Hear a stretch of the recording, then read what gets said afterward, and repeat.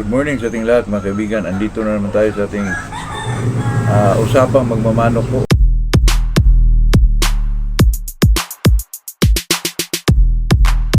Kahapon mga kaibigan masaya po tayo kasi yung isa sa mga nagpahulugan sa atin mga kaibigan naipadala na natin. Medyo natagalan kasi hindi pa niya natapos yung mga kaibigan, yung full talaga na bayad ng kinuha niya, kasi kinuha niya mga kaibigan ay super sweeter na 5K at saka super sweeter golden boy. Tayo naman ay magbigay naman tayo ng pang bonus mga kaibigan. Binigyan natin ng isang yung 3 months old mga kaibigan na super sweeter 5K din. Same bloodline sa kinuha niya yung ay naibigay natin kahapon. Di ko sukat sa kalain mga kaibigan na napakalayo pala nung yung tubigon po, kasi wala kang magawa. Yun ang ng shipper, meet up nyo. Kundi ubay, mas lalong malayo yung ubay, pero malayo talaga mga kaibigan. At saka napakainit ang panahon kahapon po. Video parang tayo nangihina mga kaibigan, kasi obligado tayo pero parang nakaabuno pa tayo ng gasolina. Pero okay lang yun, para sa medyo matuwa lang yung mga subscriber natin, kaibigan natin. Talagang gawin natin yun, kasi mahal talaga yung magpa-ship ng kaibigan. Depende din sa shipper yun kaibigan.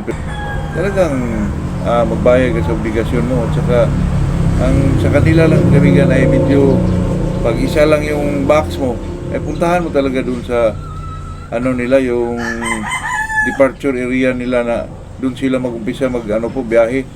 Katulad ng Ubay o Tubigon, medyo malayo-layo po, pero talaga wala kang magawa. Okay lang siguro kung may mga may mga 20 boxes ka, talagang puntahan ka sa inyo po. Pero wala tayong magawa dyan mga kaibigan, talagang ganun po.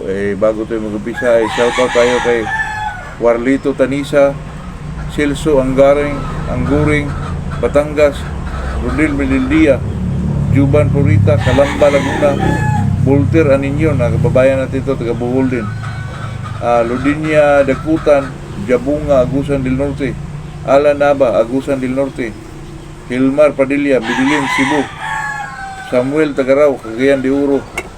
Good morning sa ating lahat po.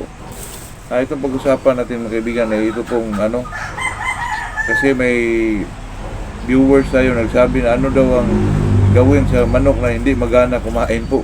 Naku, ganyan talaga yun mga kaibigan. Ang sabi ko dyan pag hindi kumakain yung isang manok, bigyan nyo lang ng kunti po, yung hindi masyado marami ba, para naman ubusin niya. Medyo siya, ibitin mo mga kaibigan ba. Pero may mga manok talaga na kahit ibitin mo, umabot na ng 5 araw, hindi pa rin kumakain mga kaibigan.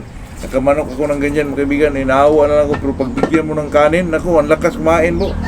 Kaya sa mga ganun mga kaibigan, yun ang technique na pag hindi talaga niya maubos, bigyan nyo lang ng kunti. Sa ngayon na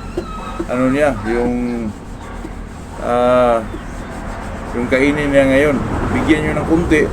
Tapos pag hindi pa rin maubos mga kaibigan, huwag mo nang pakainin po.